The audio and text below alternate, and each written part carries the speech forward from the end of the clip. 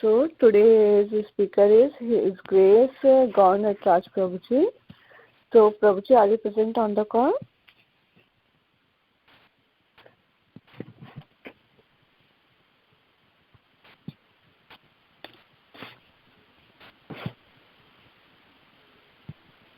Hare Krishna.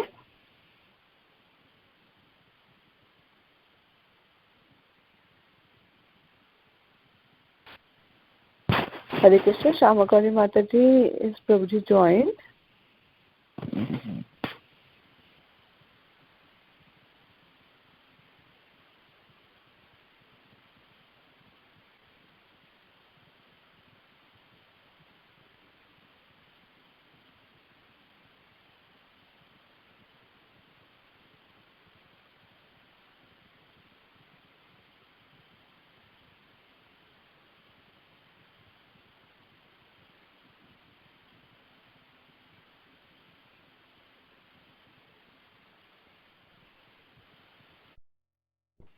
So today's speaker is His Grace Gaurav Raj Prabhuji.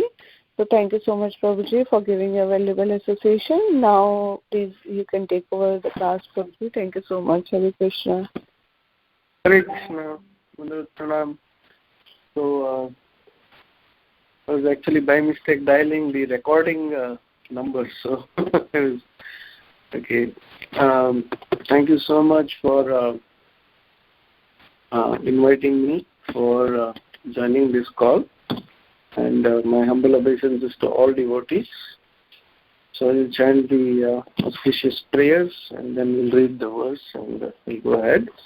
Om Ajnana Timirandasya Jnananjana Shalakaya Chakshurunmilitam Yena Tasmai Shri Gurave Namaha Shri Chaitanya Manobishtam Sthapitam Yena Bhutale Swayam Rupa Kadamahyam Tatati Swapadantikam Vandeham Shri Guru Shri Yuta Padakamalam Shri Guru Vaishnavamsya Shri Rupam Sakrajatam Sakana Raghunatanvitam Tam Sajivam Sadvaitam Savadutam Parijana Sahitam Krishna Chaitanya Devam Shri Radha Krishna Padam Sakana Lalita Shri Vishakhanvitam He Krishna Krana Sindhu Dina Bandhu Jagatpate Gopesha Gopika Kanta Radha Kanta Namostade Saptakanchana Gaurangi Radhe Vrindavaneshwari Vrishabhanusute Devi Pranamami Haripriye Vancha Kalpatarubhyascha Kripa Sindhubhya Evacha Patitanam Pavanebhya Vaishnavebhyo Namo Namaha Shri Krishna Chaitanya Prabhu Nityananda Shri Advaita Gadadhara Srivasadi Gaura Bhakta Vrinda Hare Krishna Krishna Krishna Hare Hare Hare Rama Rama Rama Hare Hare. So we are reading from the Canto 4, Chapter 6, Text 44. Tumeva dharmat duddhabhipattaye dakshena sutrena sasarjitadhvaram svayaiva loke vasitascha setavo jan brahmanas Pradadhate Drata Vrataha. Translations. May your Lordship has introduced, my dear Lord, your Lordship has introduced the system of sacrifices through the agency of Daksha, and thus one may derive the benefits of religious activities and economic development. Under your regulative principles, the institution of 4 varnas and ashramas is respected. The Brahmanas therefore vow to follow this system strictly. The Vedic system of Varna and Ashrama is never to be neglected, for these divisions are created by the Supreme Lord Himself for the upkeep of social and religious order in human society. The Brahmanas, as the intelligent class of men in society, must vow to strictly respect this regulative principle.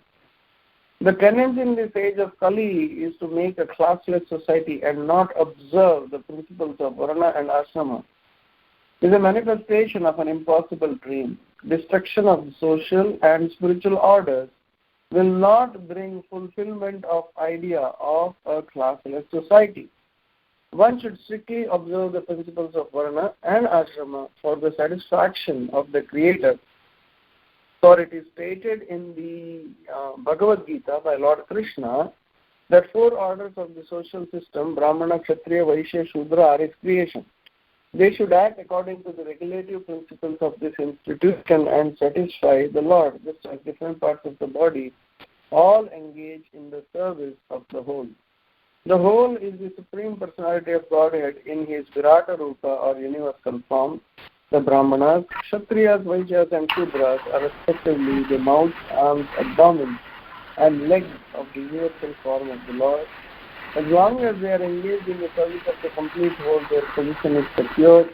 Otherwise, they fall down from their respective positions and become degraded. Hare Krishna, Prabhuji. Hare Krishna. Sorry to interrupt, Prabhuji. Can you be little louder? Okay, is this better? Yes, Prabhuji, much better. Okay, so I was on the speakerphone. Okay, so we can find here we are in actually the 4th canto. So in the progression, the 4th canto is called as Visarga. So after Sarga, then comes Visarga. Visarga is the secondary creation. So Brahma creates Swayambhuva Manu, and after Swayambhuva Manu comes his wife. Swayambhuva Manu creates Manu and Shatarupa. And one of their daughters, Manu has 2 sons, 3 daughters. And we can see here that basically till the 6th canto is the family of Swayambhuva Manu itself. So Swayambhuva Manu's wife Shatarupa, she gives rise to 3 daughters, Devahuti, Prasuti and Akuti, and 2 sons, Uttanapad and Priyavrata. So what we are discussing here, so 3rd canto is Devahuti's son Kardama, and here we are discussing Daksha Prajapati, about Daksha Prajapati. And Daksha is the husband of Prasuti. This Daksha is the example of devotional service in the mode of ignorance. And gradually how he gets purified. This Daksha later on in the Srimad Bhagavatam is born again as the son of Prachetas. He is called Daksha because he is expert in the matter of creation. He is expert in the matter of creation.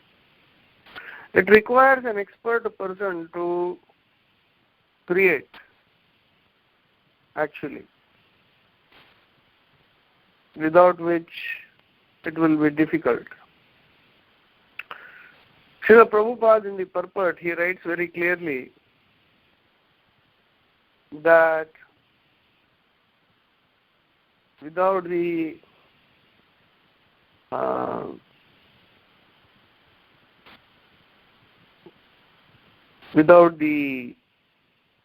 Brahmanas, without the class of Brahmanas, the society will be headless. And it is without the Brahmanas, the society will be headless, and the dream of a materialist, so to speak, classless society, what they call. Prabhupada was actually referring to the communists, basically. Communists want everybody to be on one class. That is the level of Shudra. Actually, level of Shudra is also doesn't pertain, because even Shudra in the Dwapara Yuga, Radhanath Maharaj was telling in one class that even Shudra in the Dwapara Yuga is better than the Brahmana in the Kali Yuga.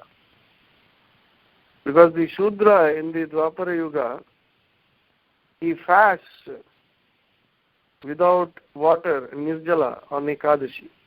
They follow at least that strictly. In Kali Yuga, even the Brahmanas do not follow. So, we can see very clearly, just like what Srila Prabhupada says here, that Brahmanas, as the intelligent class in society, must vow to steadily respect this regulative principle.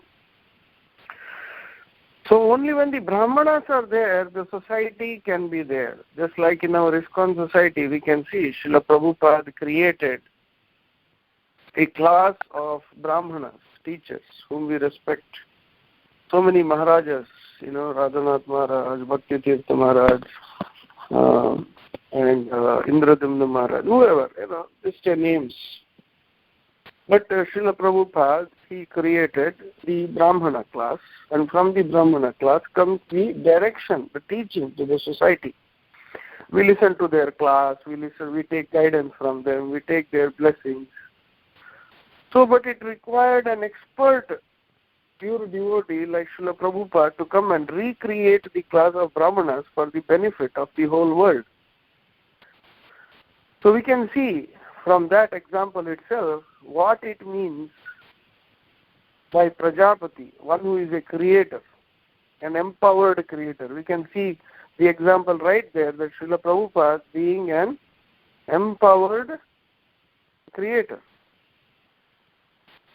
So, because he is, Srila Prabhupada is such a pure, powerful devotee, and by his blessings, all these are devotees are the Brahmanas and all the other devotees, they are all coming forward. So similarly, Lord Brahma has blessed Daksha Prajapati, who is the husband of Prasuti, to create. And this Daksha Prajapati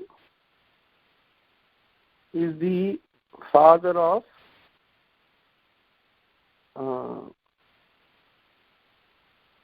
Sati. Is the father of Sati. And because he is the father of Sati, he becomes very, very proud, because he disrespects Lord Shiva. And this is something that a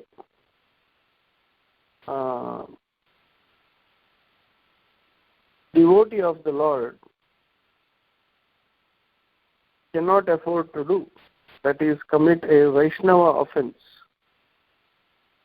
And we can see very clearly here the result of the Vaishnava offense,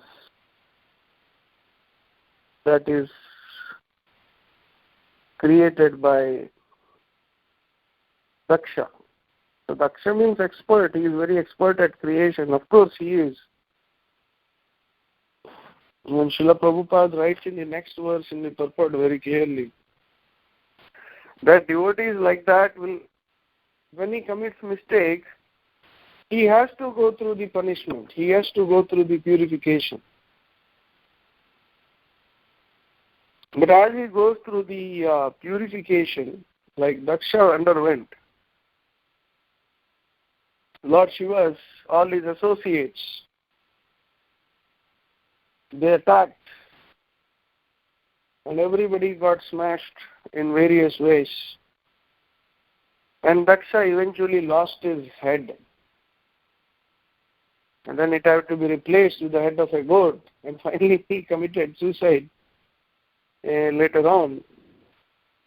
And then, of course, he was born again as another Daksha, who again curses Narada Muni. Later on, we will see. So, the most important point is that Daksha, although he commits that offense, but later on he regrets. And his creative strength, that of a Daksha means expert, very expert at continuing the Lord's creation. This power needs to be engaged in the service of the Lord, and by doing that service, he gets the blessings of the Lord and eventually goes back to Godhead. And here we can see from this lesson the greatest thing to avoid is Vaishnava offense. We can see also in the story of Kashyapa Muni and Gajendra. In his previous life, he was King Indradumna, Gajendra.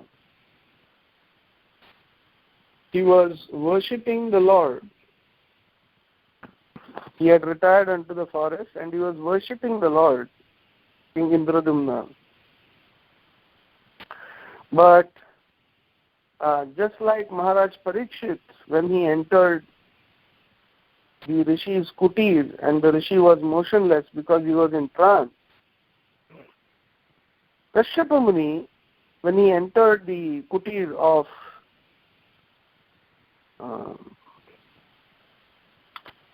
Indradumna, King Indradumna, he saw that he was busy engaged in the deity worship of Krishna, not anybody else, not any demigod, not any ghost or anything, but is engaged in the deity worship of Krishna. Yet Kashyapa Muni becomes angry, he takes offense. So Daksha commits an offense knowingly, he becomes very angry. But Indradumna, it was indirect.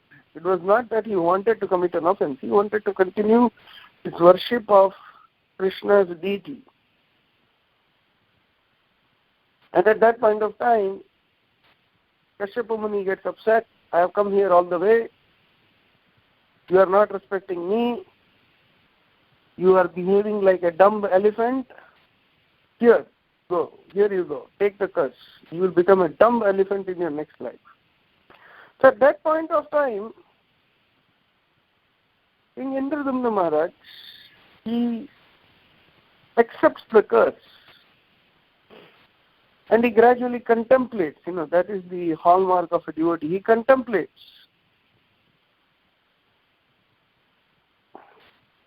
He thinks very clearly that either in this life or next life, I have committed an offense. The previous life, I have committed an offense.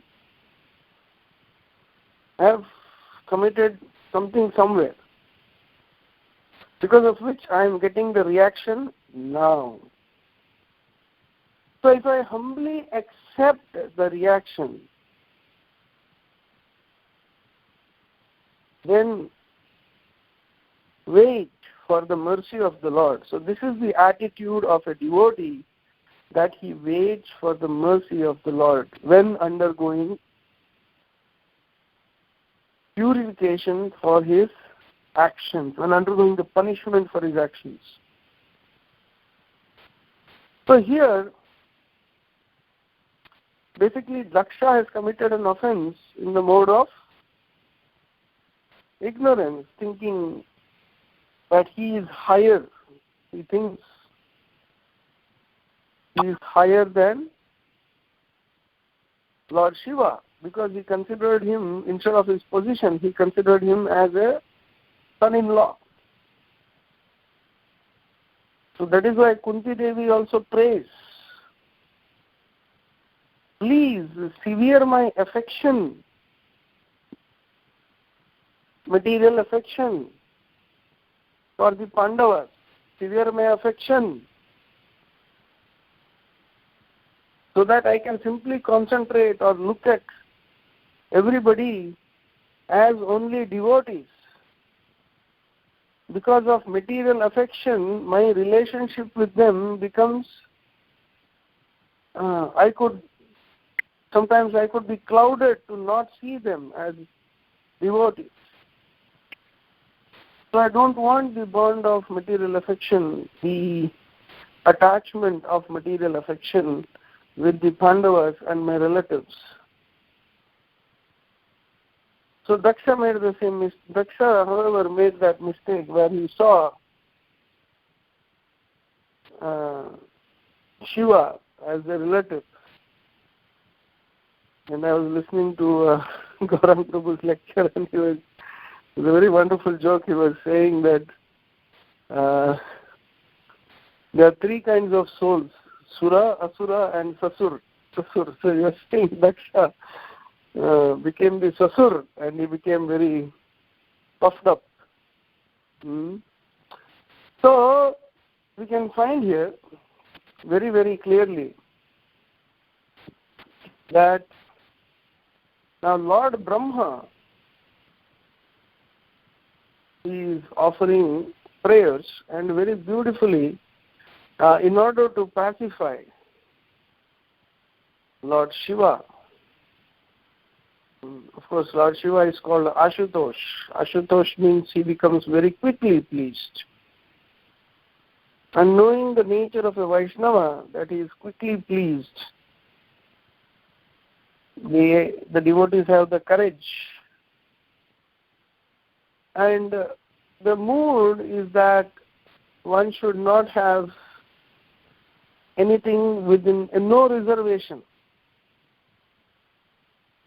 One should have the highest respect for the authority, and one should, without any reservation, offer his apologies.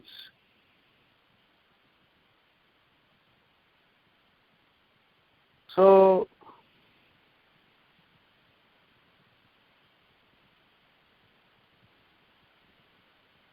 we find here that when you try to pacify somebody, you have to use sweet words when you want to address somebody. Even before you speak something to the Lord is glorified with hymns. Sahasra Shirsha Purushaha Sahasraksha Sahasrapat. Because when you glorify the Lord, or even when somebody comes, oh, here is the most wonderful person in the party, if you want to address somebody who is there in the party. Here is our dancing king, or something like that. When you address somebody in a glorifying way and with glorifying their qualities, then they become pleased. So one can do that in two ways. One can do that out of flattery, or genuinely express one's appreciation. Genuinely expressing appreciation. So, genuinely expressing one's appreciation is the most important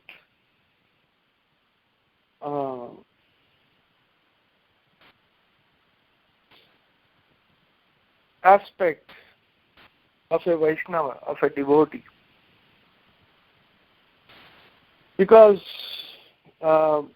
only by expressing appreciation for another devotee and with a culture of respect can one please a devotee genuinely with the heart. Because ultimately we could cheat somebody, but ultimately Krishna is watching us within the heart. We sometimes forget that ultimately Krishna is the one who creates a situation. Sometimes you see, situation itself starts going bad. Things start going wrong. because ultimately Krishna is the doer. Krishna is the one who makes the judgment. So, you can cheat anybody, but you cannot cheat Krishna. So, if the appreciation is not genuine, so although you can flatter the devotee, but in the end, Krishna within the heart, he is looking at us. So basically, without proper respect, love and appreciation of a Vaishnava, of a devotee, one cannot progress in spiritual life. It's very important. And Brahma is here expressing the power of Lord Shiva.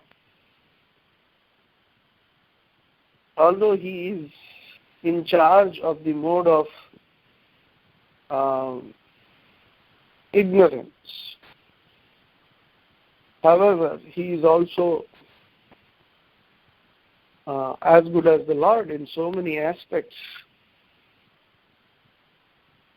So, Lord Brahma here expresses his deep appreciation. We find that Krishnadas Kaviraj Goswami,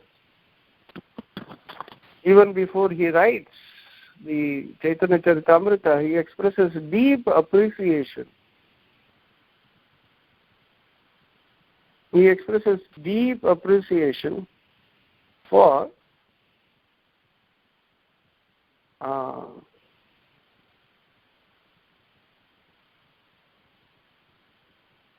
the previous acharyas who wrote Chaitanya Bhagavat,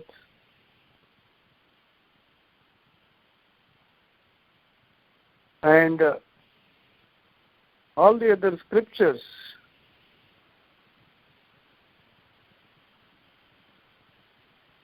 So we find, because he expresses appreciation,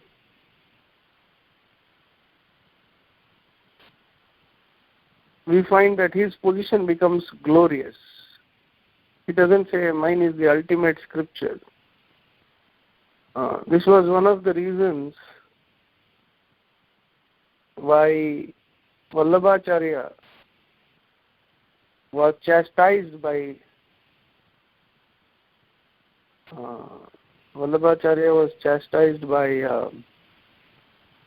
Chaitanya Mahaprabhu, because he said, when Vallabhacharya said that my commentary is better or my interpretation is better than Sridhar Swami, Vallabhacharya was talking about Srimad Bhagavatam, and then he happened to tell that yes, my interpretation is better. So Lord Chaitanya did not appreciate that somebody is trying to say that his interpretation of the Bhagavatam is better. You never say, even if it's better, we never say it is better. We appreciate all the previous interpretations. We take the blessings of all the acharyas and then present the side of view, and then it is appreciated by everybody.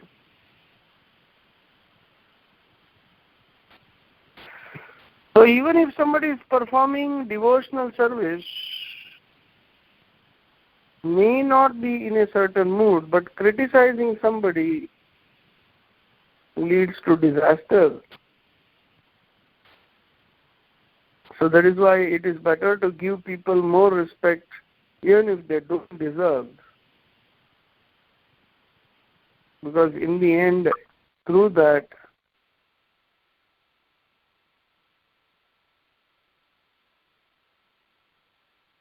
we get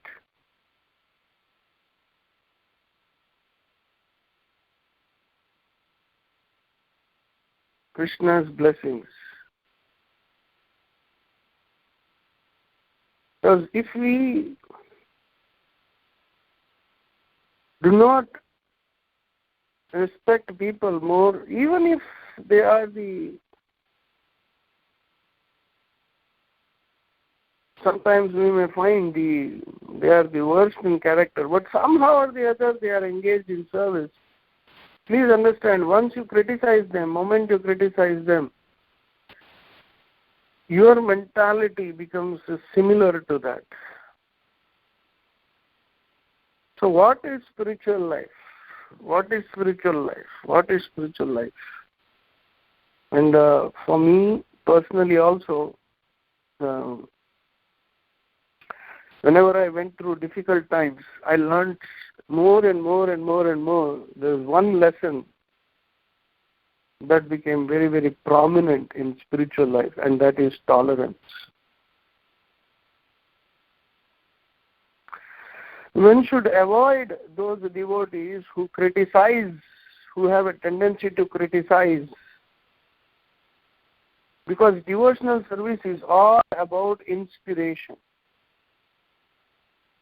Yes, somebody has flaws, somebody has somebody has flaws, somebody has issues. But moment you criticize the whole thing, then we have to expertly present something and something that needs correction. In the end, if Krishna empowers you to do that correction, then do it. As long as we are not empowered, it's better not to get into something. But we will find that moment you have committed an offense, as long as you do not come to a point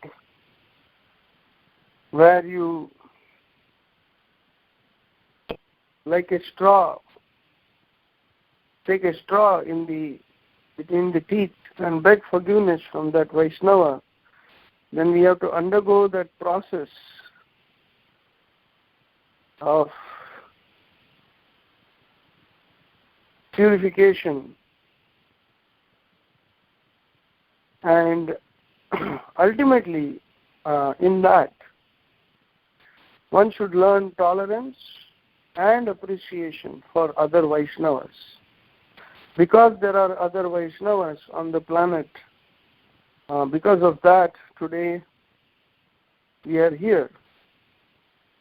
We have this opportunity because some Vaishnava preached to you, sold you a book, become a devotee. If you go back to the very point where we began our bhakti, and we understand it is only the mercy of Vaishnavas that we are here today, then we appreciate all the Vaishnavas with all their flaws and look at ourselves with all our flaws, and then we appreciate them despite their flaws. And even if we have committed offenses, even if we have committed mistakes, everybody does, and everybody goes through that process of purification because we are all conditioned. And Krishna really appreciates somebody who, when he goes through the most difficult situation, just like Gajendra, in his previous life when he was cursed as Indradumna Maharaj, he could have stopped his devotional service. I got cursed when I was worshipping Krishna, but Indradumna Maharaj thought, I must have done something wrong in my previous life. That is why I am getting this. But I will not stop my devotional service to Krishna. I will continue with my devotional service and wait for Krishna's mercy. And then he was born as an elephant. And within his heart, and he continued to offer prayers every day to the Lord. And that Lord in his next life, when he was Gajendra, as Paramatma, the deity, came in his heart and repeated those prayers for him. And he could remember, even in the body of an elephant, that is why that whole episode is so incredible. that somebody, even in the body of an elephant, could remember the prayers offered in the last life. He continued to offer those prayers to the Lord. And he could offer that lotus to the Lord with great feeling. Patram pushpam phalam toyam. He was offering pushpam. Yomi bhaktya prayachati. So, if one offers with love, the Lord accepted it. So similarly, the devotees who are the same qualities as the Lord, they accept and appreciate. And here we find that similarly the sweet prayers are being offered by Brahma. And what he is saying is the institution of Varana and Ashrama is very, very important, and that is created by you. Now why is that? Only because the Vaishnava Acharyas, you can also find that Lord Shiva is an authority also on yoga, pure yogis. And we can find that they are, we can find in Uttar Pradesh in India, Yogi Adityanath. And he worships Lord Shiva in Gorakhnath temple. He is an Acharya, he is a Mahant, Sant of the Gorakhnath temple. And the Gorakhnath temple in Gorakhpur is that of Lord Shiva, who teaches yoga. So he is called Adityanath, Gorakhnath, Matsyendranath. So Lord Shiva is an authority on yoga. Lord Shiva is an authority to so many devotees. And therefore, he is entrusted with so much creative faculty. So, Brahma is justly glorifying here. And as I mentioned in the earlier example, Srila Prabhupada, just like Lord Shiva being a pure devotee, Vaishnava, Srila Prabhupada, a pure Vaishnava, he, a liberated soul, he came down to create a Vaishnava society. And for that, he created the institution of Daiva Varnashrama. The actual Varnashrama that is mentioned here in the scripture is practically almost dead for all practical purposes. But it was revived, but not just for establishing Brahminical structure. If you see the actual Brahminical structure in general, it's very complicated. It is very tough if you actually see. I met so many different kinds of Brahmanas, and they are very, very far away from worshipping Vishnu. They are very strong Brahmanas. They do so much sacrifices. They worship Agni, they worship Brahma, they worship so many. But they directly worship Vishnu until and unless they have come in contact with either one of the four sampradayas, Ramanuja, or we can see Lord Shiva is also the authority of the the Rudra Sampradaya. And from him comes the different acharyas we find. So until and unless it comes from one of the four sampradayas, they are far away from Vishnu.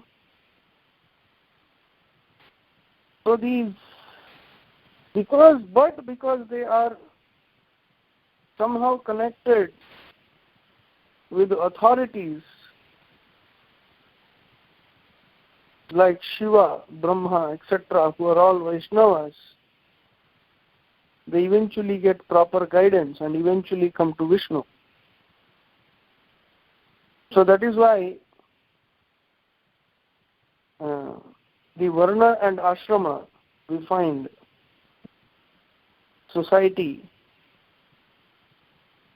until and unless it is connected with Krishna. So that is why Varnashrama Charatvam Vishnu Paraf Puman Vishnur Aryabdhate Pumsa. So the goal of Varnashrama society is that it is a body. It is the body of Vishnu in the material world. And this body of Vishnu makes the society sacred. Because they are all connected, they actually follow. And who has to follow according to this verse? Who has to actually follow is the Brahmanas. They have to be very steadfast. And Brahmanas to follow, they need higher inspiration. They need inspiration, Brahmanas, to follow. And when the Brahmanas are steady, so the Brahmanas need higher authority, higher example. And previously, in all the previous ages, till the Dwapara Yuga, you can find that the demigods used to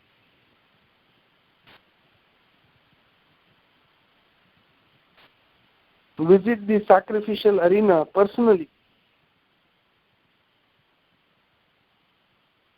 The demigods, they used to be personally present in the sacrificial arena. And that made the, and in one sacrifice it is like 60,000-80,000 Brahmanas chanting mantras perfectly. And they are personally looking at the demigods, personally looking at the devatas, and they are getting the inspiration. And they are getting the strength also. So Lord Shiva, being one of the devatas, Vaishnava, he is also an inspiration for the Brahmanas. And what Brahma is appreciating about Lord Shiva, him being a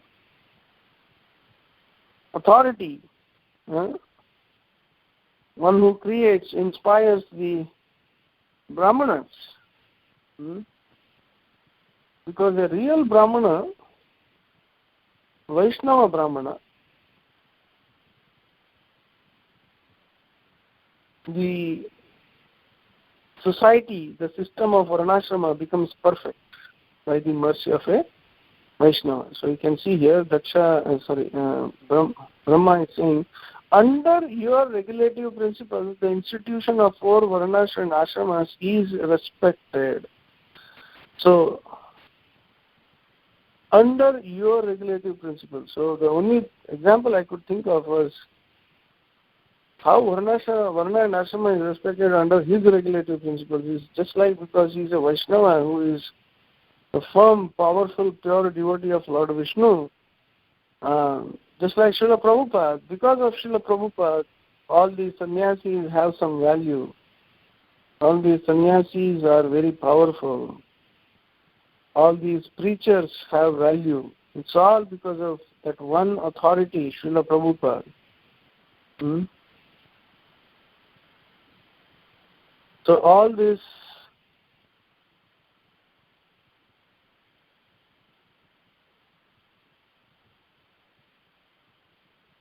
we find that because of one Srila Prabhupada, we are able to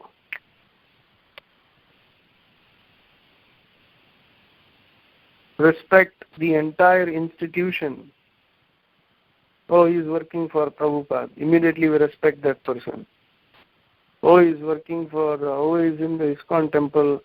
He is a devotee in our temple. Immediately we develop respect for him. So because of the authority, we develop respect for that person. So similarly, here it is no surprise that Brahma is telling Lord Shiva that under your regulative principles, the institution of 4 Varnas and Ashramas is respected. The Brahmanas therefore vow to follow this system strictly. So just like our sannyasis are very inspired, just because of Srila Prabhupada, they only talk about Prabhupada as an inspiration. And here Brahma specifically mentions Daksha. through the agency of Daksha. Means actually Lord Shiva is higher than Daksha, and Daksha forgot this. So that is why Brahma is specifically mentioning that Daksha was the supposed agency and you are the lordship.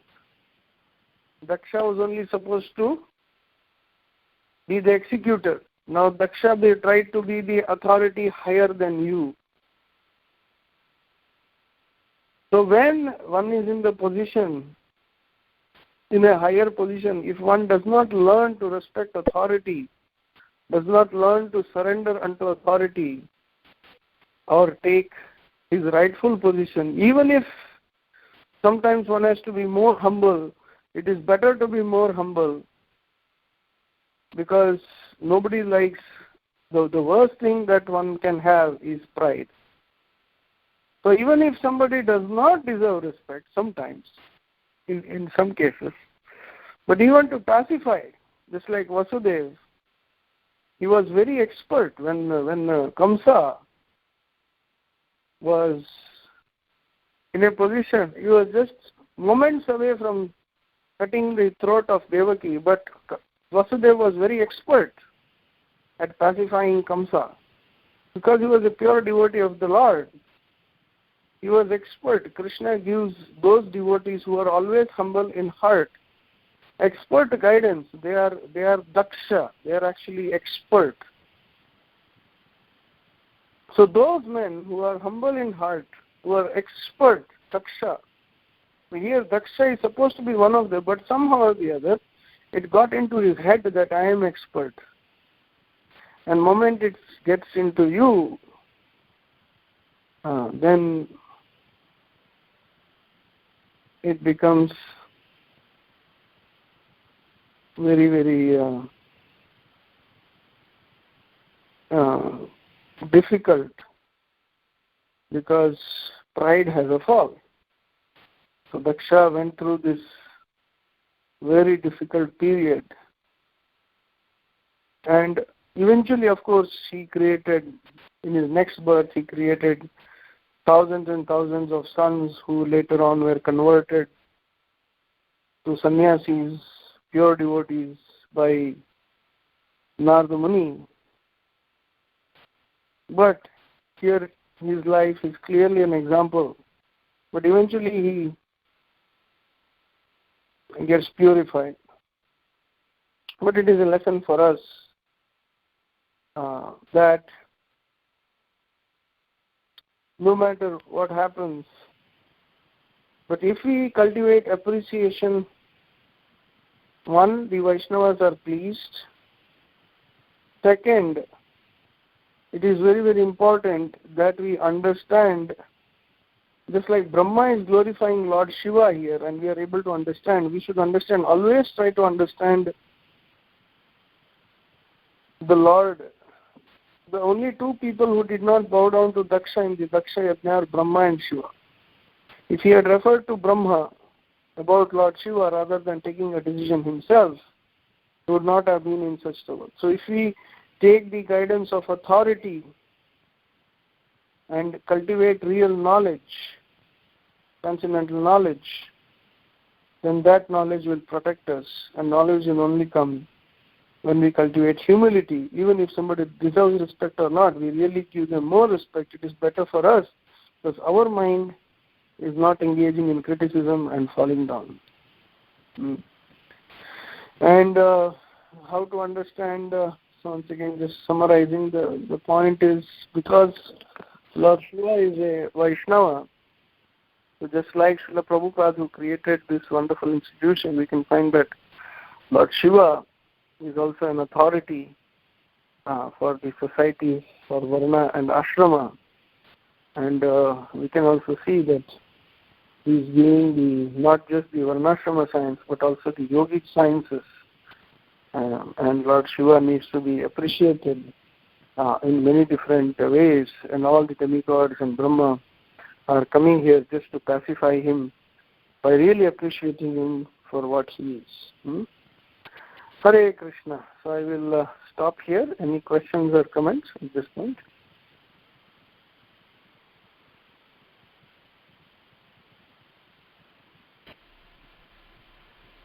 Hare Krishna, Prabhuji. Very, very beautiful class, Prabhuji. Very nicely. You give so many examples. Prabhuji, you were at the end. You were saying Daksha in next life he created sons who became devotee of Krishna. So, what can you tell more about that? Who was he? So this Daksha, we find here, as you will go on, you will find that this Daksha, he has a body of, he is a head of a goat. He gets the head of a goat. So then Daksha becomes very morose.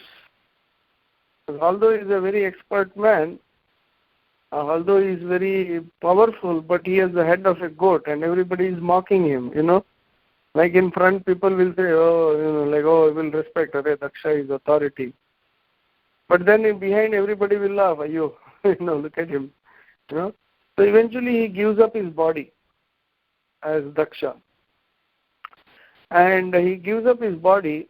Then later on we will find that Uttanapad, who is Prasuti, Swayambhuva Manu has 2 sons and 3 daughters. So he has come as Prasuti's husband. So Uttanapad, we know he has 2 sons, Dhruva and Uttama. So Dhruva's son is Vatsara. And Vatsara has 6 sons and one of them is Pushparna. And Pushparna's son is Vyashta Sarvateja. And then Sarvateja, from him comes Manu, the 6th Manu, Chakshusha Manu. And then he has sons Ulmuku, Angu, and 5 other sons. Then comes, you will find in 5th canto, Vena, Prutu Maharaj. So all this family of Swayambhuva Manu and Uttanapad and Dhruva, they continue in the 5th canto. And Prutu's son is Vijitashva. Prutu was doing sacrifices. He did 99 sacrifices. And after that 99 sacrifices, Indra always steals his horse. Then there is a compromise between Indra and Prutu, if you read, that goes on in the next canto. And then his son, who saves the horse every time, Vijitashva, who wins the horse, his son is Harivardhana. And then comes Barhishat, Prachina Barhishat, Prajapati, so Prachina Barhishat. And the son of this Barhishat, there are 10 prachetas. So these 10 prachetas, if you go in the next canto, the prachetas. So this is the long life history starting from Dhruva, from Uttanapad and Dhruva, and all their is coming down, all their family. So finally, as the prachetas, who are the son of Prachina Barhishat, So Prachina Barishat also has a lot of discussions with the Narada Muni and all this. This is also a very important part of Srimad Bhagavatam, because all of them are devotees, starting from Uttanapada, and Dhruva, especially Dhruva Charitra is very deep.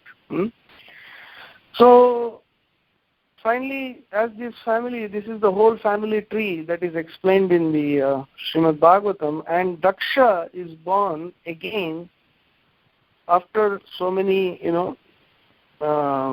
generations there. This Daksha is reborn as the son of Prachetas. And is again, he still has the ability to create expertly. And his wife is Akshmi. So, and he is given the job of creation. He is again given the job of creation.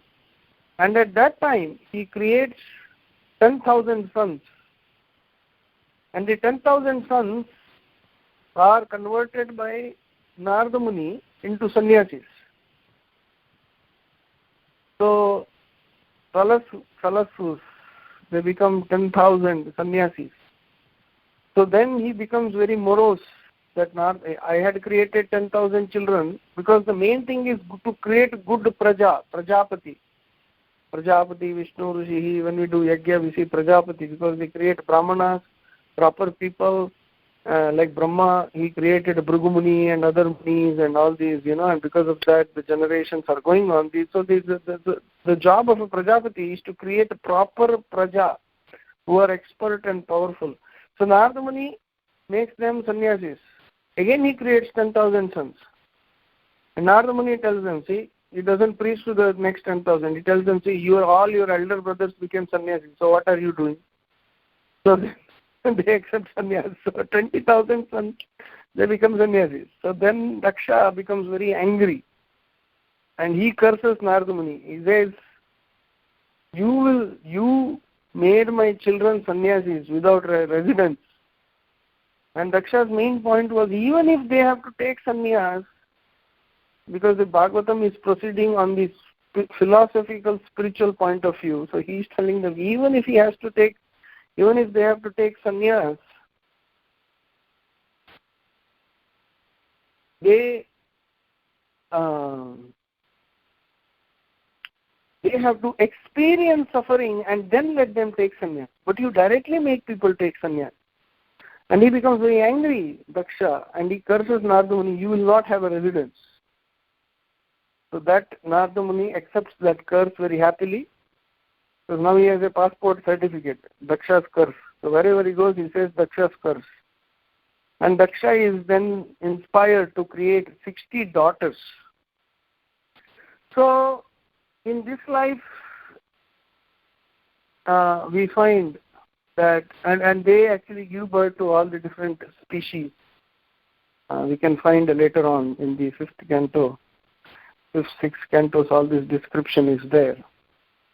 So this whole family of Swayambhuva Manu, starting from the 3rd canto, they carry on till about the end of 6th canto. And then, because there are 14 Manus which are described, and the future Manus are described later on. They are described in the 7th, 8th cantos, so they are all described, the future Manus. But Daksha comes when we talk about the Prachetas and Prachina Barhi.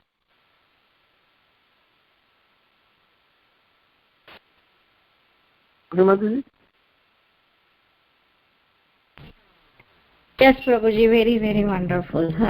So much information we need to look into. Thank you so much. One more question, Prabhuji. When you said Kunti Maharani was praying to Krishna that I should not forget your position, he's the Supreme Personality of Godhead. So, because Daksha was in trouble because he forgot that he forgot the position of Lord Shiva, and then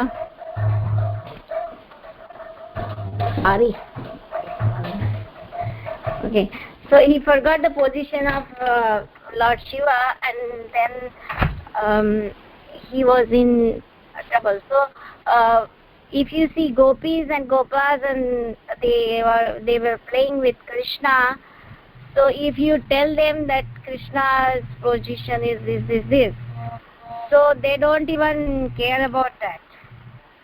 So what to speak of that, Prabhuji? So the thing is that there are two things here. One, you are a devotee in a liberated state, and you are a devotee in a non-liberated state. So we should not.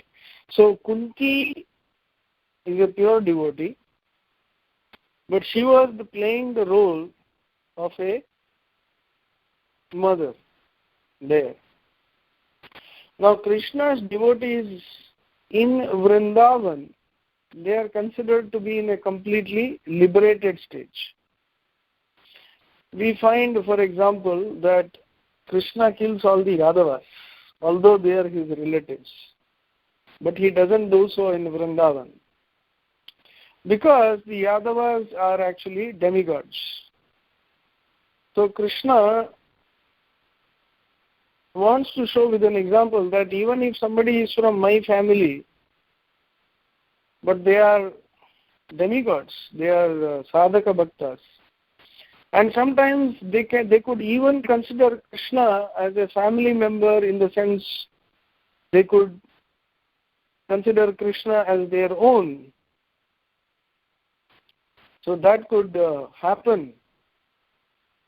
So in order so that nobody sets a bad example for the future, and to remove the burden of the planet, Krishna kills them, the Yadavas, very violently. So at the same time, the Pandavas, we see, they went through so much difficulty, and they have a position of earthly riches on this planet. Whereas when you talk about the Brijbasis, they are purely surrendered unto Krishna. They are completely, purely surrendered unto Krishna in Vrindavan. They are living very simple village life. Their only possession is the cows and their loving relationships in that village. Only thing you hear is everybody is talking about Krishna, everybody is very, very simple-hearted. So it's a very, very protected land for Krishna, for these Vaishnavas, for these pure devotees to experience a loving relationship with Krishna. Now there, if you read the Krishna book, it is very clearly mentioned that they have reached that position after many, many, many, many births of not just pious activity, but many, many births of loving devotional service to Krishna, to such a point that at that particular moment, the majesty of the Lord is overcome by love. So if you see in the Krishna book, sometimes you will find. So Krishna thinks when these boys enter the mouth of Aghasura, so Krishna is thinking that the boys are in the mouth of Aghasura, I have to go and rescue them. Why does Krishna have to think? It's a very confusing question. Why does Krishna think? Krishna knows everything, he is Paramatma in everybody's heart. And why does Krishna think?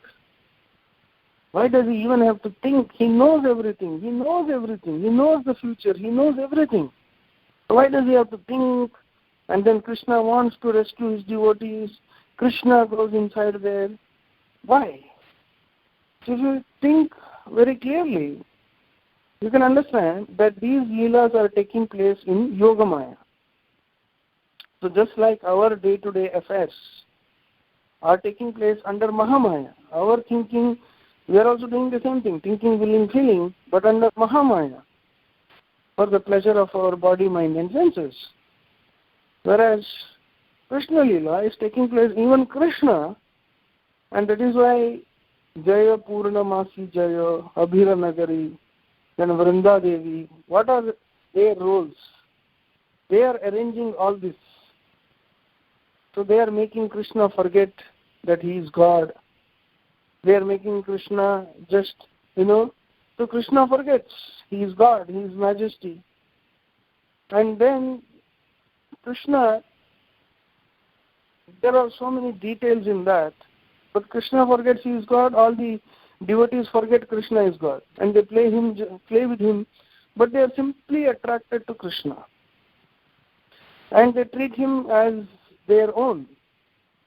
And even when, for example, when Krishna is eating dirt and Yashodamai is beating and binding Krishna on the wooden grinding mortar, so Balaram comes and tells Yashodamai, what is this? You are beating Krishna? So Yashodamai says, what is wrong? You don't know who Krishna is? Yashodamai says, who is Krishna? He is Supreme Personality of Godhead, Balaram says. And then says, who are you? He says, I am all the incarnations. He recounts all the incarnations. And so then Yashodamai says, what?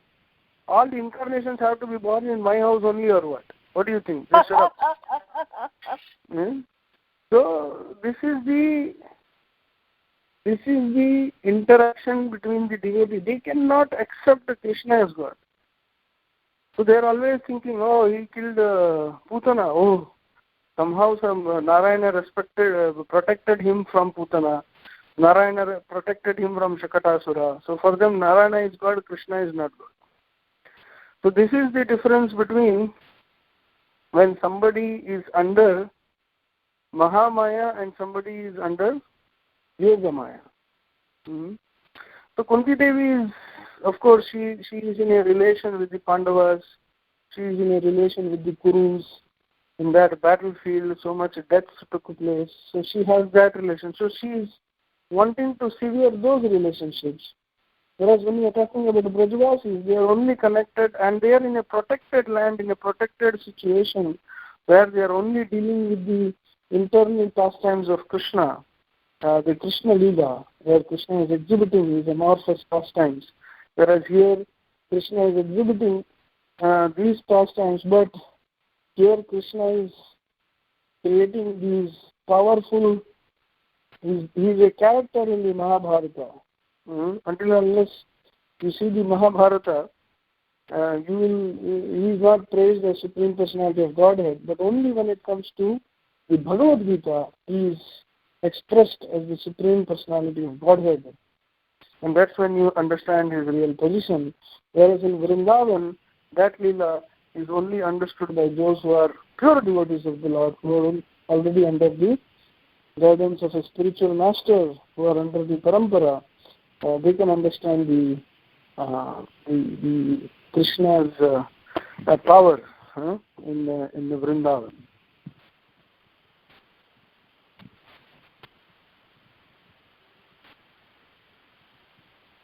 Hare Krishna, Prabhu. Dandavat Pranam. Hare Krishna. Very nice class, Prabhuji. I have one question. So we consider Lord Shiva as a Param Vaishnava. But how do we convince the Shivites of this fact, Prabhuji? Because I have a person in my office who is a Shivite and they say that Shiva is the Supreme Personality. So how do I convince them that Krishna is Supreme and Lord Shiva is the Param Vaishnava? See, the thing is, first of all, one should not confront. Then one gets more diskriti, more fighting. So first one gives them prasad. First you have to give sukruti. If you have to be, first you have to make that person very calm down, in the sense, if you see Lord Chaitanya, when he tried to, Lord Chaitanya, when he wanted to convert the Mayavadis, he first gave them Sukruti. So Lord Chaitanya went and sat in the place where there was, where people were washing their feet. And when Prakashananda Saraswati came, he said, "Hey, beautiful sannyasi, you are sitting here?" And he took Chaitanya Mahaprabhu's hand. And Chaitanya Mahaprabhu gave his hand and he pulled him up. So that became Sukruti. He did seva. So when he did seva, he got Sukruti for this knowledge. So that is why we go on Nagar Sankirtan, is basically to give mass Sukruti. Why we distribute so many books? It's not that everybody will read, but they will get Sukruti. So when a society has mass Sukruti, then it becomes eligible to receive spiritual knowledge. So similarly, if there is somebody who is a devotee of, first you have to give prasadam, make friendly relation. And then gradually we should be experts to gradually bring out, for example, we should quote from Padma Puran. If you read Padma Puran, Lord Shiva and Parvati are conversing, where Lord Shiva is explaining that Aradhananam sarve Vishnu Aradhanam param. So, but first you have developed friendliness, you have to give Sukruti, you have to give Prasad, you have to give Bhagavad Gita, all these things. Gradually cultivate a good relation with that person. Then gradually we should be expert at quoting these aspects from the Bhagavatam, from the Shankaras. If you see Lord Chaitanya's teachings, in that Shankara's position, Lord Chaitanya says, Mayavadi Bhashya Shunla Hoile Sarvanash. So he sent for a certain mission. How Lord Shiva dances in front of Krishna, in Vrindavan, and then how he is one of the four authorities, Sampradaya. So you speak always from a position of respect. You never criticize him as a demigod. You always speak of Lord Shiva as an authority. Because the moment you criticize Lord Shiva as a demigod, that's when they get more agitated. That's when the argument falls off. That's what they don't want to hear. So basically, we also don't want to criticize. Our position is to establish Lord Shiva as a pure devotee. So our argument is always to present Lord Shiva as a pure devotee, as an authority, as mentioned in the Bhagavatam. That is why one of the things Madhvacharya was successful in defeating the Mayavadis, the Shaivites. Basically, is always his focus on the scriptures. So we should expertly study, those quotes from Padma Puran, where Lord Shiva is explaining about how worship of Lord Vishnu and his devotees is greater than worship of Lord Vishnu. Then these song of Lord Shiva to the Prachetas, which you will find in the next canto, and also Lord Shiva, and the aspects of Lord Shiva as a yogi. Even if you read the Shiva Samhita, like I would teach yoga, so I was going through that Shiva Samhita. Even in Shiva Samhita, if you quote, yesterday I was giving a class to a bunch of yoga meditators, and I was saying that even Lord Shiva says, in Shiva Samhita, I quoted this thing, and there he says the goal of meditation is Lord Vishnu within the heart. It's clearly explained. So we should, with these quotes, when we gradually explain, and we explain that Lord Shiva is actually Bhuta Ganadi, Ganadipati. So to pacify them, he has to accept the position as the Lord, because they cannot understand Lord Vishnu as the Supreme. So just to satisfy such people, he has to accept the position of the Lord, because for them, they cannot respect or love Lord Vishnu, because they are not so intelligent. So Lord Shiva is considered Lord because there are so many souls in the mode of ignorance, basically, in a very horrible mode of ignorance, and they need to be rescued. That is why Lord Shiva takes this position, but his real position is that to serve Vishnu. So you have to speak with lot of respect, quote from the scriptures, and be very, very patient. At the same time, give them Sukruti. Gradually, get them to chant, read, and it takes a bit of time because that's difficult. It's not so easy, but you can try in this way and give it a little time, and you will see. Ultimately, pray to Krishna within the heart to inspire them. Thank you, Prabhu. Thank you so much. Hare Krishna. Hare Krishna. Gaura Raj Prabhu, this is Damodarananda Das from Bloomington. Hare Krishna, Prabhu. Dandavat. Thank you, Prabhuji. On Ekadashi, you're speaking in Brahma Muhurta from your temple. My gratitude to you, Prabhu. My humble obeisances. Thank you so much, Prabhu. Thank you very much for giving very nice instruction about how to approach the Shaivites. Because sometimes, they are Shaivites for generations and you don't want to upset them. And you have to give them their own time. Maybe not in this lifetime, maybe next lifetime they will come. And thank you for pointing out the Mahamaya, Krishna forgets and the Brajvasis forget. And the sweetest point is if they don't forget, the Leelas won't be sweet. If you know Krishna is the Supreme Personality of Godhead, then how would the interaction be sweet?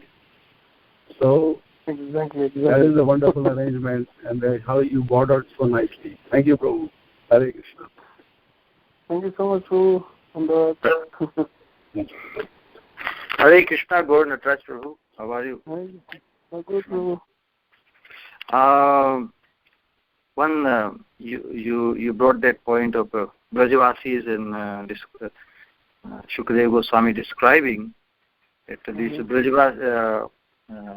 He says that the great fortune, seeing the great fortune of the Brajavasis, when Parikshit Maharaj asked this question, and Shukadeva Goswami says, after many, they must have performed many pious activities.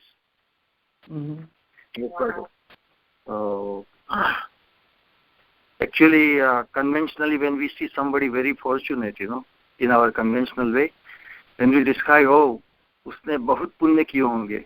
Any fortune on the material and conventional platform, we describe that he must have performed many pious activities. But then Shukadeva Goswami, he describes that Kim Varnate Dishtamato Braja Upasam. He said, how to describe?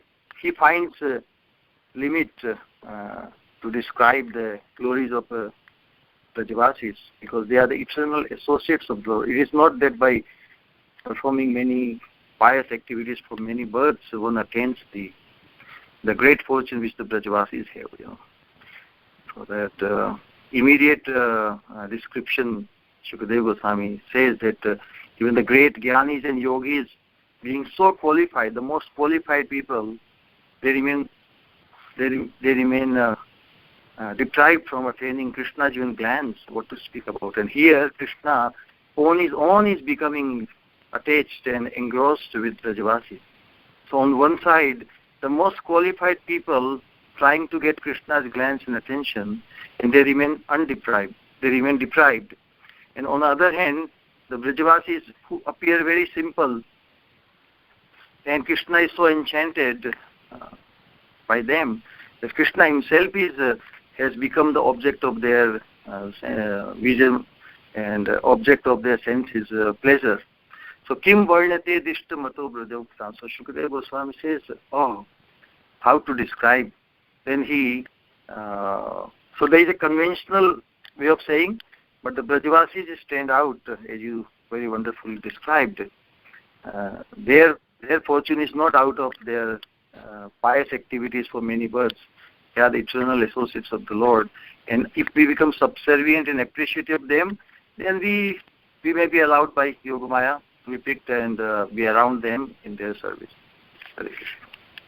Yes, so very nice point that very important to have Vaishnava appreciation. In material world, the quality is enviousness, trying to upstage the other person.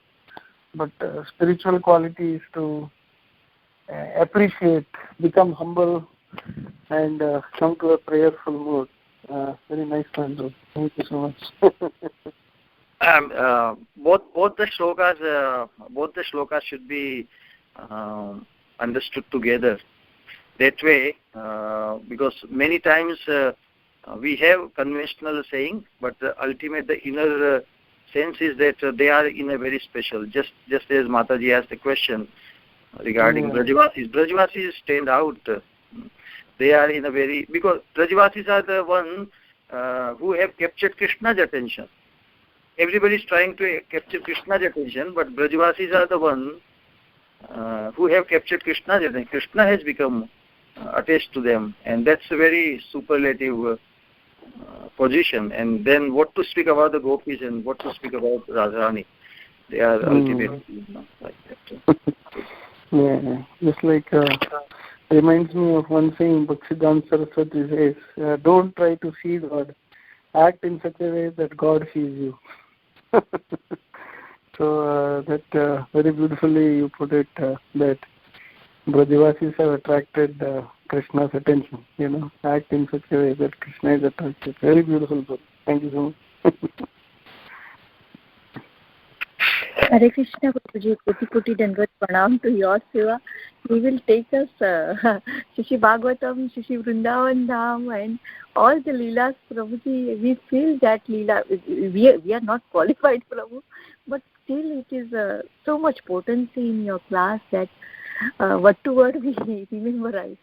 Dandavat Pranam, all goes to Prabhupada and Srila Gurudev. The only thing I can say is that when you when you hear from Vaishnavas, that's the only thing. All you have to do is lend your ear.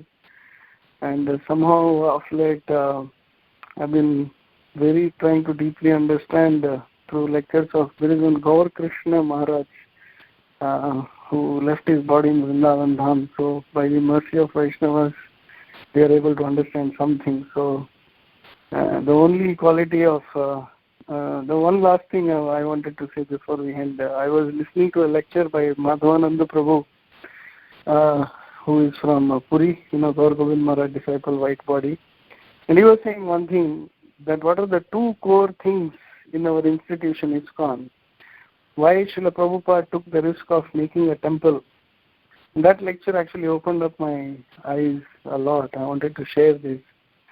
So, just like Putana attacks and Krishna delivers, there will be a lot of institutional problems and what we all go through, some problems with devotees, problems with institution, problems with temple. But two things, if they go on, everything will be okay, he said in that class.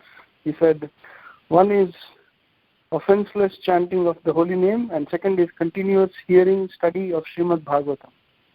So as long as these two is going on, everything else will fall in place. And that was really a big eye-opener, that this is our core activity. And that has inspired so much. And here you are doing such a wonderful service every day, getting together, chanting and discussing Srimad Bhagavatam. This is the two core activities, chanting the holy name offenselessly and hearing the Bhagavatam. This is the core activity, and this is the only activity which pleases Krishna. And you are doing the highest possible spiritual activity here. So you are so blessed, all devotees here, daily participating, and may this continue forever. It is the only prayer. Thank you so much. Hare Krishna. Thank you so much. Hare Krishna. Dandavat Pranam, Prabhuji. All Guru Srila Prabhupada and Gurudev. Dandavat. Hare Krishna. And one more point, Prabhu, came to my mind. Can I share? Yes, sure. Regarding this, the eternal associates of Lord Krishna, the Yaduvanshas.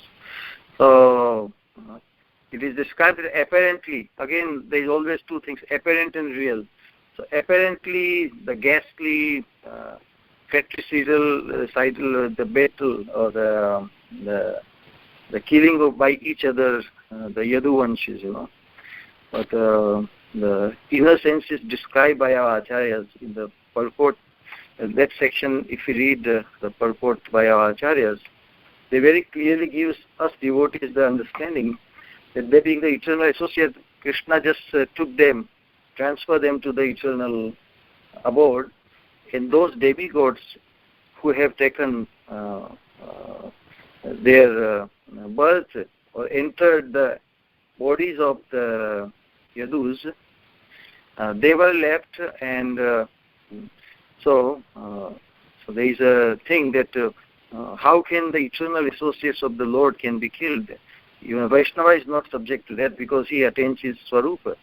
He is the Swarupa. Externally just the dress for him. What I mean to say, a person who takes a full shelter of Krishna in full Krishna consciousness, although his external body appears as a dress, but he is living in the Swarupa. He has attained the Swarupa even while living in this mortal world. So what dies or leaves is just like that covering of the snake. When the snake leaves, snake gives up its cover, kechuki, like something. So in the same way, the Yadavas, the eternals, in the eternal Swarup, they were transferred. But as Krishna demonstrated his pastimes in this material world, because everything looks human-like, so that at least they have they have some faith that Krishna existed. Krishna's associates also existed. So there are two aspects. Apparently, they all look like human-like historical facts, but this fratricidal or the Yadavas giving each other, so because they are eternal associates, they were transferred. The Devatas and others who entered their bodies, and that's why it is described by Vishwanath Chakravarti Thakur. There is no like a historical significance of this pastime, especially. Unlike the Mahabharata, in which the actual thing happened. But if just imagine if so much carnage was there, so much killing, so much blood, everything, how would the hunter come, in that position, and all these things. So Krishna just enacting the manifestation of his Yogamaya and the different. He just demonstrated this pastime. But us devotees, we are very much should be aware that it is Krishna's like the Jadu, Krishna's magical feat he performed, and Yadavas didn't die like ordinary people die. So there's a difference between this understanding. Hare Krishna. Yeah. No, that's true, Prabhu. Exactly. We should. That is why this question I have seen been asked in many forums. Radhanath Maharaj, there was Maharaj also said the same thing when this question was asked to Maharaj how the Yadavas were killed in the 2002 Pune Yatra, I guess, and Maharaj said they couldn't have lived in separation from Krishna.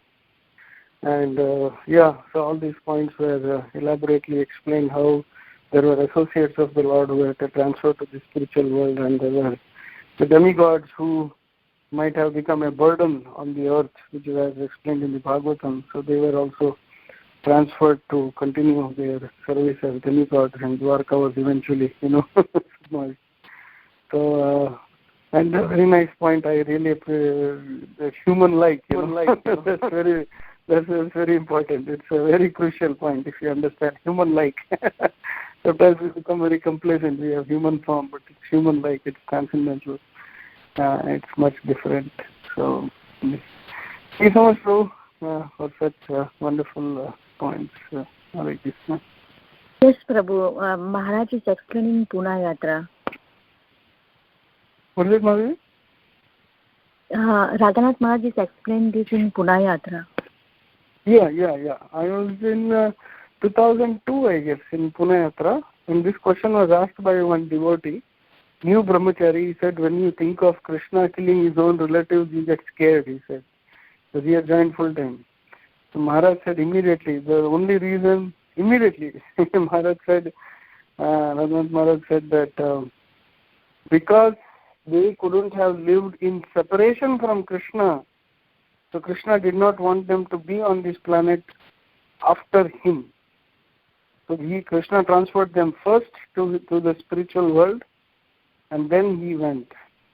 But at the same time, there were a lot of demigods and everybody, they were all transferred to their respective places so that they do not become a burden. But mostly the devotees, the associates of the pure associates of the Lord. So and even the Yadavas, even the demigods, even because they were relatives, even they couldn't have lived in separation from Krishna. So basically they couldn't have lived in separation from Krishna. So Krishna transferred them before. So Maharaj told this very beautifully, and of course, as you know, when Maharaj answers, it really hits you because Maharaj expressed it in the same feeling of separation. So that answer, although it was given in 2002, I still remember that question and that answer because it was so deep and so fiery answer given by Radhanath Maharaj.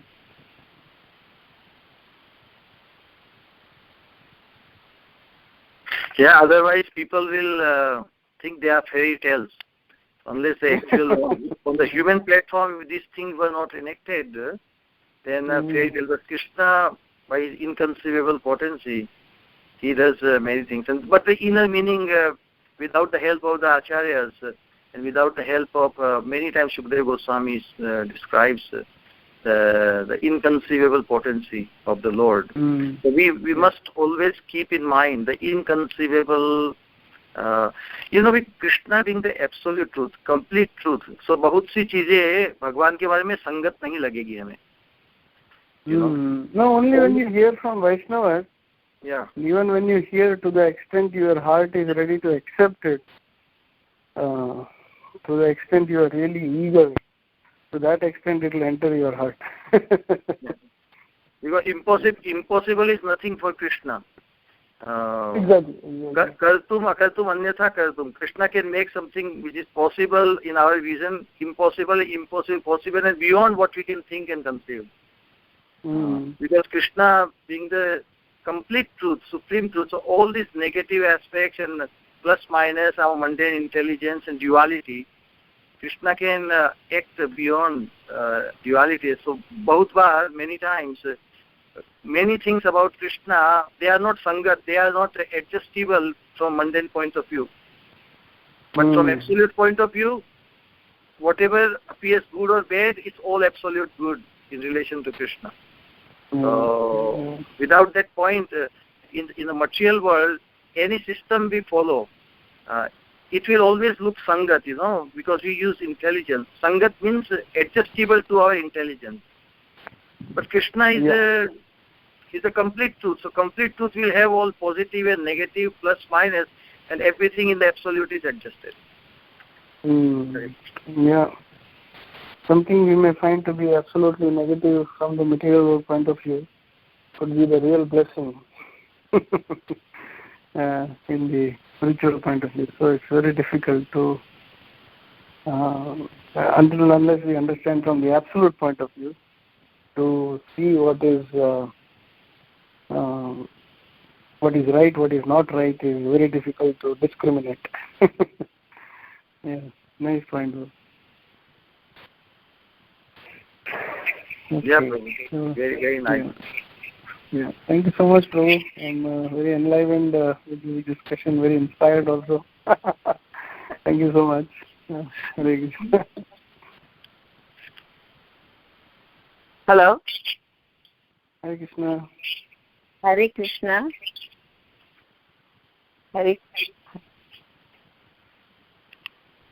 Hello. Hare Krishna. Can you hear me? Yes, Mataji. Yes, Mataji, you can speak.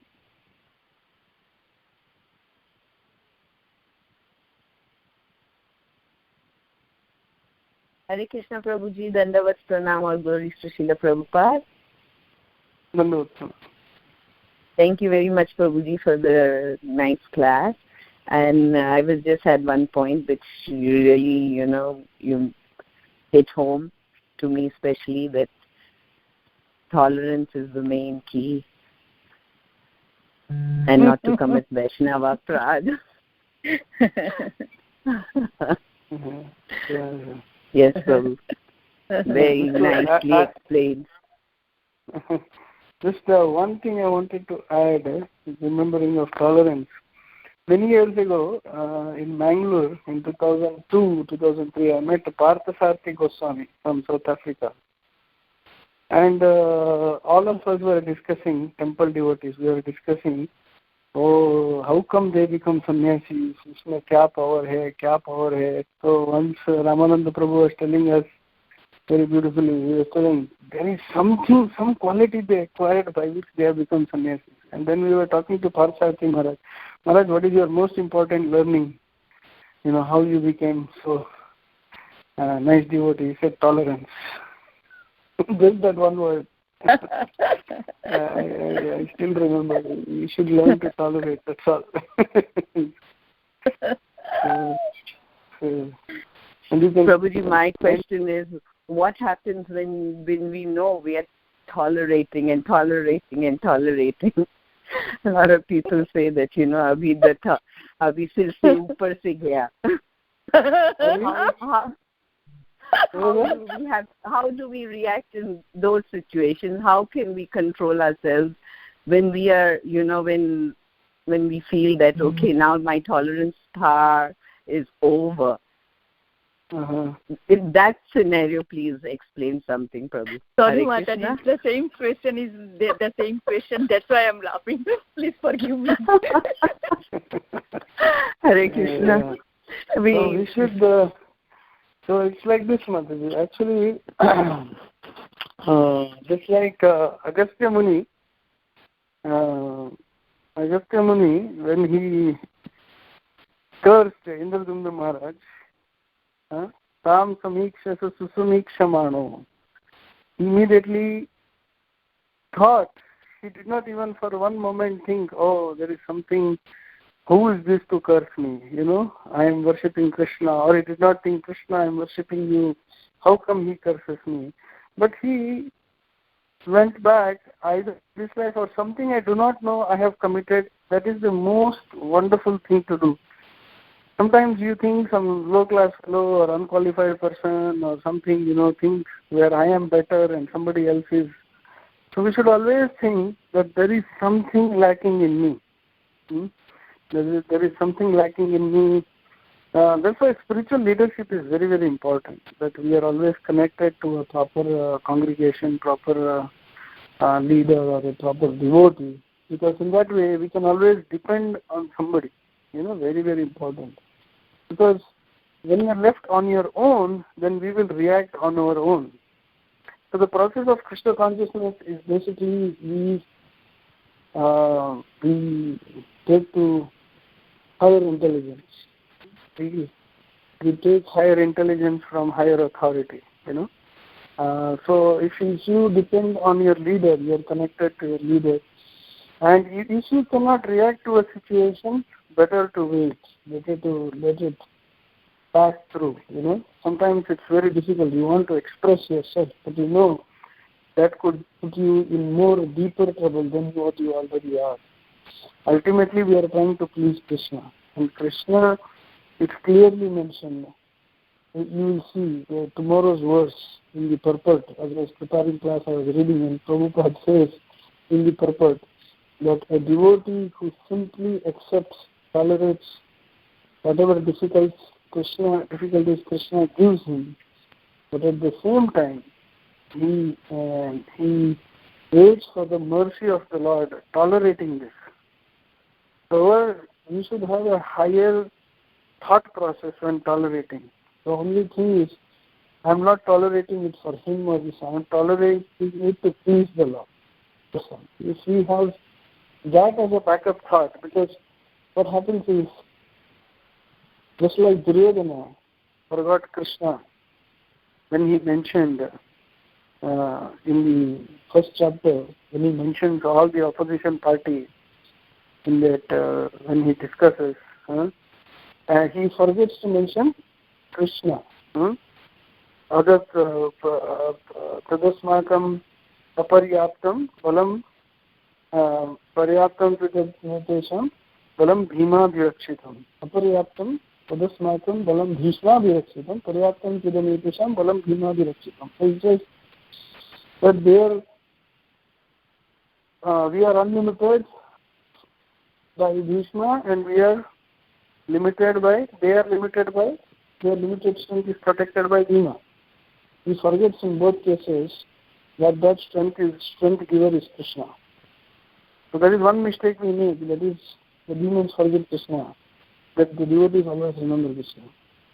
This is one thing that we should never forget, that between every interaction there is Paramatma and there is Krishna. I mean, Paramatma is the witness and the guide, but Krishna, of course, is the Lord. So if you remember Krishna, and that this Paramatma is not different from Krishna, and only thing I am trying to do in this interaction is difficult. I want to react, but at the same time I am tolerating, so that you are pleased. Ultimately, you know what to do. So you have to just submit. Sometimes it's very difficult. I asked this question to my Guru Maharaj. Sometimes you feel somebody is so stupid, you have to really react to it, Or somebody does something so stupid, you have to really react to it. So Maharaj said, always give more respect, always be more tolerant, because you do not know sometimes we may make a mistake, sometimes it may not be a mistake, but in either case, better be careful. But once you have committed an offense, once you have spoken, to correct it will take so much more difficulty than being tolerant. Even if you somehow avoid that mistake, then you don't have to go through that whole suffering again. Because Vaishnava offense is so, it is so difficult to again go through that difficulty. So if we are, we clearly, and for that, of course, there are two things. One is our sadhana and our focus should also be very, very strong. Because if our sadhana and our study, our focus is very strong, then these things will not bother us. We have something to fall back to, continuous hearing of Bhagavatam. We should always set targets. Oh, I am studying this. Within this week, I will finish the 4th canto. I will read this. I will read this. I will study this. I will hear this lecture. I will chant offenselessly. In that way, we are always engaged, and these things will not bother us. Like Krishna says, how to fill up your tolerant power. In the 2nd chapter, in the end, he says, Apure Mada Machalam Pratistam. Just like the rivers flow into the ocean, and the ocean doesn't overflow. So devotee's heart, there is so many desires, anger, all these things from outside. Things will keep pouring in, but he doesn't overflow. He doesn't overflow, burst out. Burst out because he's so tolerant from within.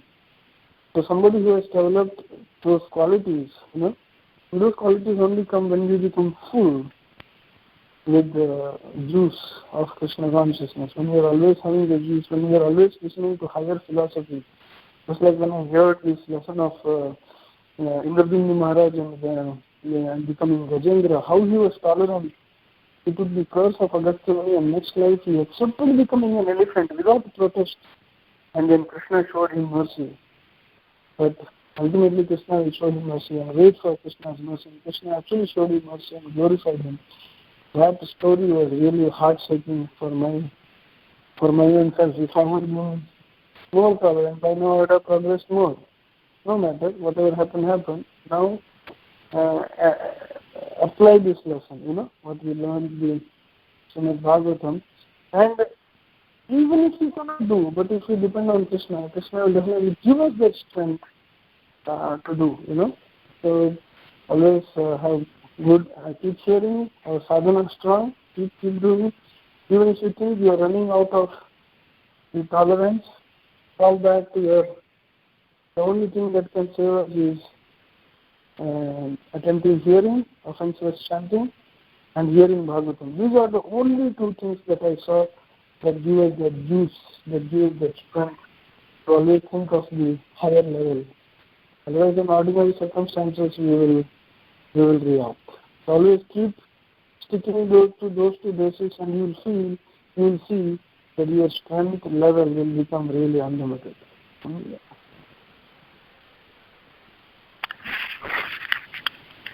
Hare Krishna, Prabhu. Thank you so much, Prabhuji. Very, very wonderful class, and I think it's almost 9:10. So I request all the devotees, if they have question or comments, we can keep it for tomorrow. Yes, Mataji, I wanted to make one suggestion. Okay. Okay. Regarding this, there is the last chapter of 10th canto, from text 42 to the end of the chapter. Very, very effective, because the devotees want to study in that language, that will be very good.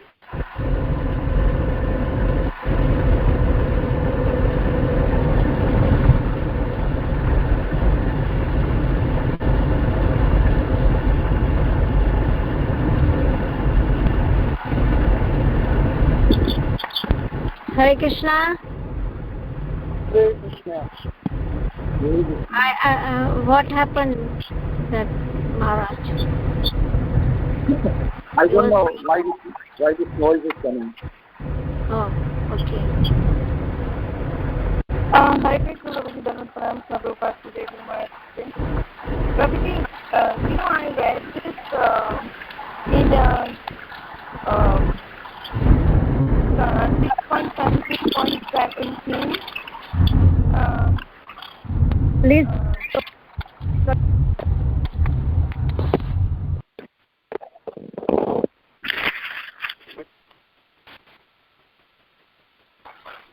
Hare Krishna. Yes, are you able to hear? Yes, I can hear. Hare Krishna, Sheetal Mataji, we couldn't hear you properly. So I request everybody please keep their phones on mute so we can hear Sheetal Mataji. Prabhuji, please accept my humble obeisances. All glories to Srila Prabhupada and Guru Maharaj, Hare Krishna Maharaj. Tate Nukampa Susamiksamana, it's in one of the purport, 6th canto, 17th chapter and 17th sloka. I read this and this is Prabhupada mentioned in the purport 10.14.8 that a devotee always accepts punishment from anyone as the mercy of the Lord. If one lives in this conception of life, he sees whatever reverse occurs to the due to his past misdeed, and therefore he never accuses anyone. On the contrary, he becomes increasingly attached to the Supreme Personality of Godhead because of his being purified by his suffering. Suffering, therefore, is also a process of purification. So, Prabhuji, so when we tolerate, that means we are getting more purifying, right?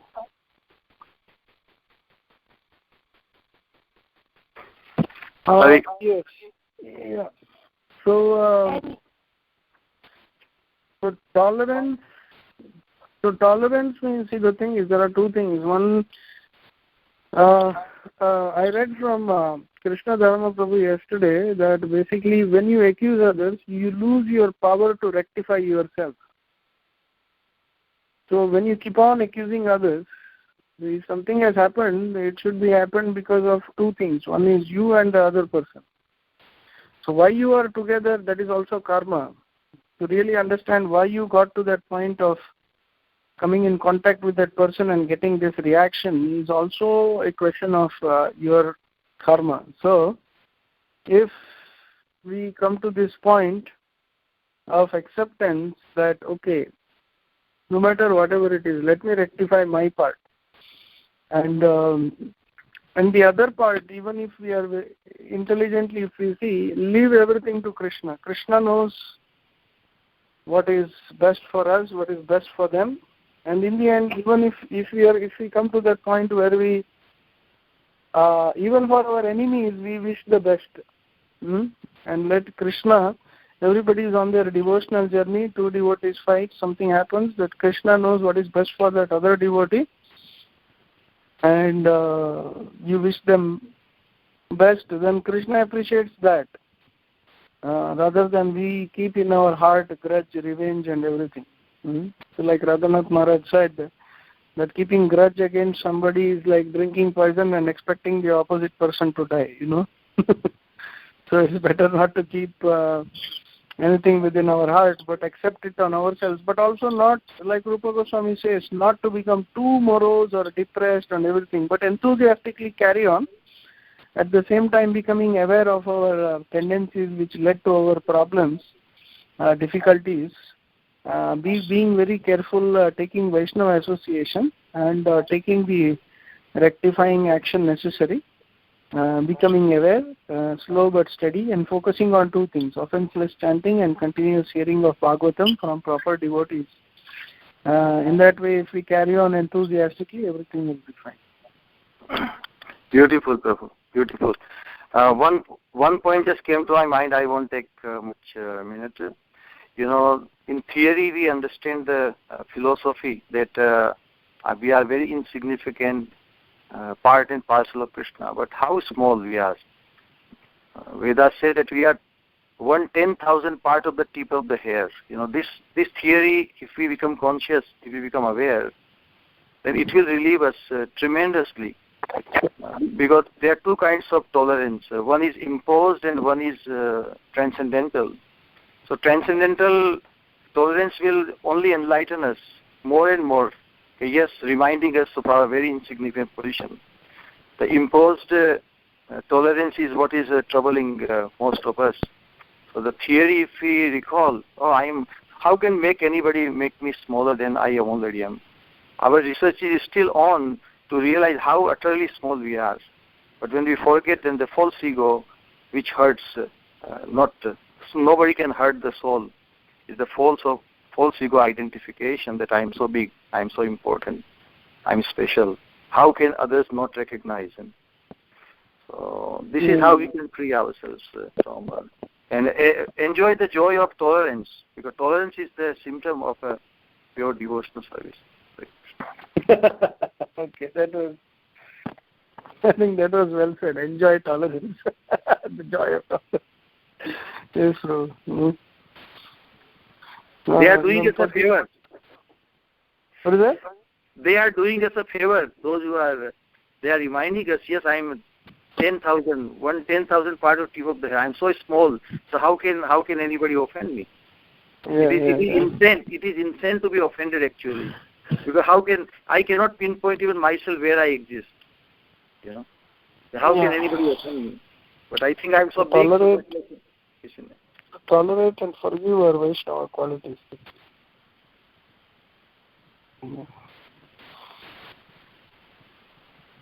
Thank you so much, Prabhu, for the very nice points, and thank you all so much.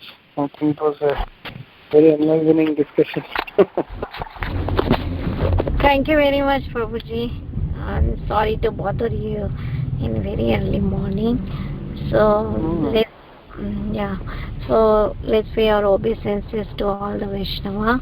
Mancha kalpatarubhyascha.